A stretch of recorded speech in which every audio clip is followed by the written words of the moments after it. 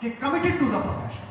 इसीलिए अभी भी किसी सरकार ने मुझे कोई पुरस्कार नहीं दिया और मैं लूंगा भी नहीं। उनको पता है ये नहीं लेगा। मतलब वो बड़े पुरस्कार मुझे बेइज्जती नहीं करनी चाहिए, पर इस प्रदेश में यश भारती रेवड़ी की तरह बटी है। गधा घोड़ा कुत्ता बिल्ली कोई भी ले जाओ। और पहले तो पद्मश्री भी ऐसी बढ़ती रही, अब थोड़ा बहुत ठीक हुआ है। क्योंकि जो कहने सुनने की ताकत है कि जनता के कवि से सत्ता सतर्क रहनी चाहिए, सत्ता को भय रहना चाहिए कि सब चुप हो जाएंगे तो कवि बोलेगा। ये जो सतर्कता है, प्रधानमंत्री के प्रति बहुत आदर है, वो मुझे बहुत स्नेह करते हैं, सार्वजनिक रूप से मेरी प्रशंसा करते रहते हैं। मैं भी उनका बहुत 2001 से परिचित हूं, मुझे सुनते रहे हैं।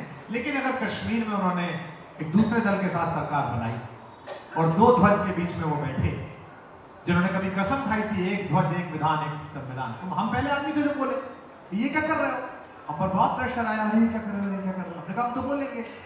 अगर हाथरस में लड़की जली तो हमने लिखा कहो विदुर कब तक मौन रहोगे, कब तक, और वीडियो जारी किया। हमको फोन आया गृह सचिव महोदय, हमारे बड़े अच्छे मित्र हैं, बड़े भाई जैसे हैं, अरे भैया क्या कर रहा है, पकड़ तो रहे। मैंने कहा पकड़ लोगे तो बोलना बंद कर देंगे, पकड़ लो मैं लगाओ फांसी, जिन लोगों ने ऐसा किया। तो ये जो कमिटमेंट टू द प्रोफेशन है, ये आपके अंदर आना चाहिए। सबसे पहला काम कि हम होम्योपैथ हैं, हम विश्व की सबसे सुरक्षित, सबसे मीठी और सबसे कारगर चिकित्सा पद्धति के वाहक हैं। ये एक स्टेटमेंट। मैत्री शरण गुप्त ने कहा अपने युग को हीन समझना आत्महीनता होगी, सजग रहो इससे दुर्बलता और दीनता होगी।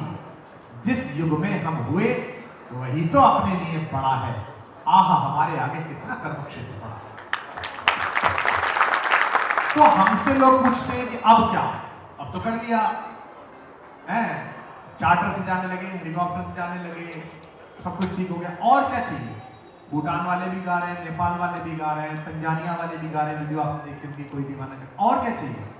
कई बार मजे में लोग पूछते हैं, पुराने दोस्त पूछते हैं, पत्रकार पूछते हैं, तो मैं कहता हूं कि भी ब्राजील के समुद्र तट पर धूप स्नान करती हुई लड़कियां जो बिकिनी पहने हुए पड़ी हुई हैं, वो जिस दिन सफेद स्वर में कोई दीवाना कहता है गाती हुई मिलेंगी, उस दिन मैं कहूंगा कि हमने भी कविता लिखी।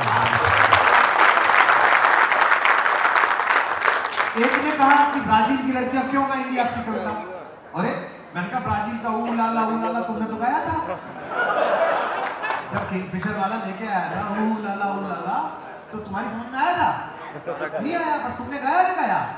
अभी तुम जमाल कुद्दू गा रहे हो ना, वो दारू का गिलास सिर पे रख के बॉबी देओल नाच रहा है, तुम गाते हो नहीं गाते हो, तो उसकी ताकत है शब्द की। तो मेरी शब्द की ताकत में अभी कमी है कि अभी 5-6 देश ही गाते हैं।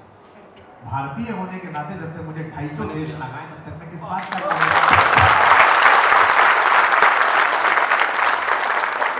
हमने 5-6 साल पहले राम पर बोलना शुरू किया, भगवान पर, माइथोलॉजी की साइंटिफिक व्याख्याओं से। खुशी होती रही, अच्छा है, जनता आ रही है। अभी हमारे अत्यंत प्रिय आलोचक, बड़े लोक प्रसिद्ध और लोक सिद्ध साधक धीरेन्द्र कृष्ण शास्त्री ने बागेश्वर धाम बुलाया, हम वहां भी गए, लाखों लोग सुने। पर खुशी किस बात पे हो रही है कि 26 मई को कोका कोला अरीना जो दुबई का है, उसमें अपने अपने राम करने आए, जिसमें आज तक दुनिया के सबसे बड़े सुपरस्टार ने परफॉर्म किया। खुशी किस बात की होगी कि जिस दिन राम की स्पिरिचुअल व्याख्या समझने के लिए व्हाइट हाउस बुलाएगा, उस दिन खुशी होगी कि हम राम को मना।